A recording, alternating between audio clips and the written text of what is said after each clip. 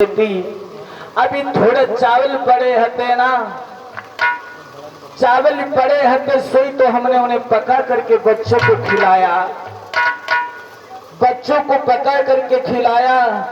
और कुछ 2-3 मुट्ठी चावल पड़े होंगे, अगर कोई आवश्यकता हो तो दे दें। सुशीला बोली ठीक है बहना पे हमें दे दो, मेरे श्याम सुंदर प्रेम के भूखे हैं, प्रेम में वो चावल भी चाप लेंगे। इधर आज सुशीला ने 2-3 मुट्ठी जो चावल हते सो दे दे। और सुशीला से बहन पड़ोसन बोली चल हम तो साथ तो भेजबे को चलेंगे मेरी दुनिया। इधर सुशीला भेजबे के लिए जा रही है, गांव में बातें चालू। कैसी बातें चालू? गांव की जूरू मिली नारी यार मेरा दादा, मैं कछु हकी पड़ोसन मोहल्ले में आप बात कर रही, ये सब बात कर रही। अरे गान की जूरू मिली नारी यार मेरा दादा, सब करी रही मेरा विचार जी।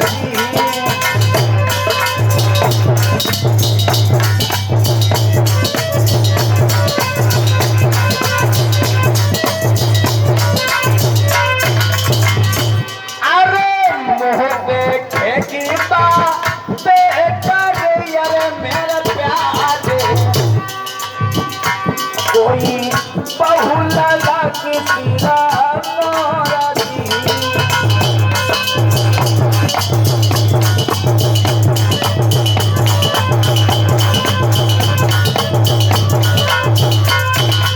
आज गांव की जो कुछ अन्य सहेलियां हती, अन्य नारियां हती, जो सुशीला को और पड़ोसन को देख के एक दूसरी से बोली बहना हाँ हमने तो सुना था सुदामा के एक ही पत्नी, लेकिन जो दो कहां से आ रही।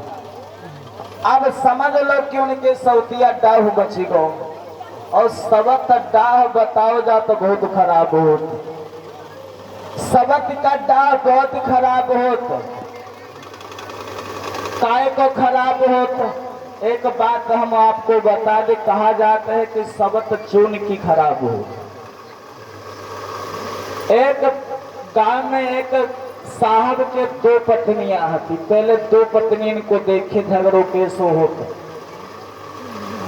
पति नहीं वृद्धा जो स्त्री होती है ना, मर जाना मंजूर कर लेती, लेकिन सौत नहीं बर्दाश्त होती।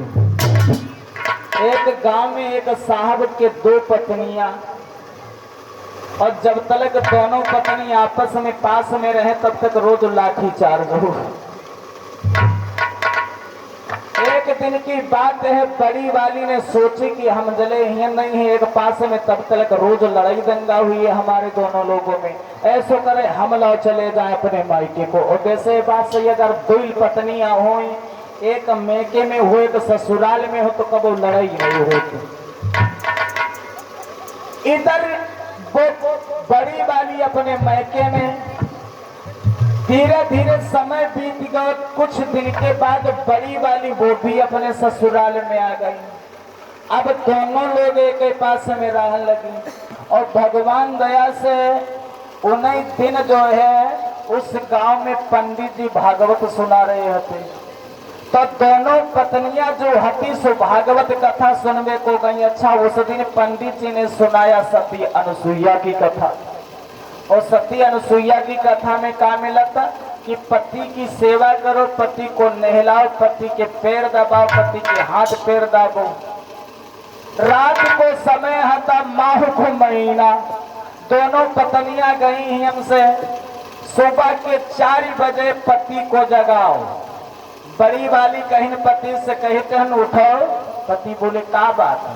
कहीं अरे उठियो तो, कहीं बताओ तो बासी पानी धरू है। तो भोर भाव 4 बजे ले गए चौकी पे, निकलवा के कपड़ा 4 बाल्टी बासी पानी से नहवाए दो।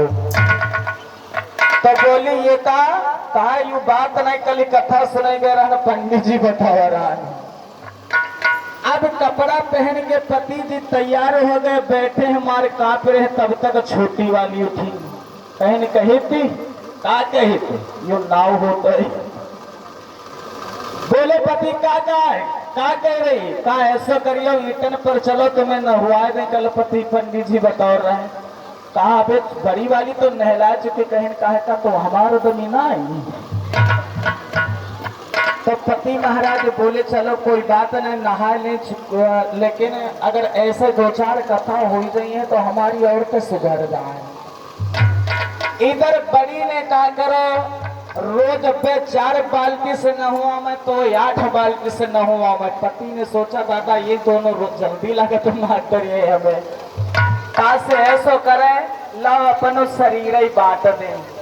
तो पति ने कहा करो ऊपर से मूड पर से नीचे तक को आधा आधा हिस्सा कर दिया। कहा दाएं अंग की सेवा जो है छोटी करेंगी और बाएं अंग की सेवा जो है बड़ी करेंगी। और कोई लोग लड़ाई मत करो, कहा बंटवारा हुई अब लड़ाई कोई बात ही नहीं। इधर धीरे धीरे समय बीत गया। जब दूसरों दिन बहो तो छोटी वाली ने दाहिने अंग को कपड़ा सब निकलवाओ और दाहिने अंग जो है नहलाओ। एक आँखी में काजर लगाए दो, बुशट फाड़ के एक बार पहनाए दो और पैजामा चलता है तो पैजामा जो है एक टांग में पहनाए दो। तब तक बड़ी वाली उठी पड़ी।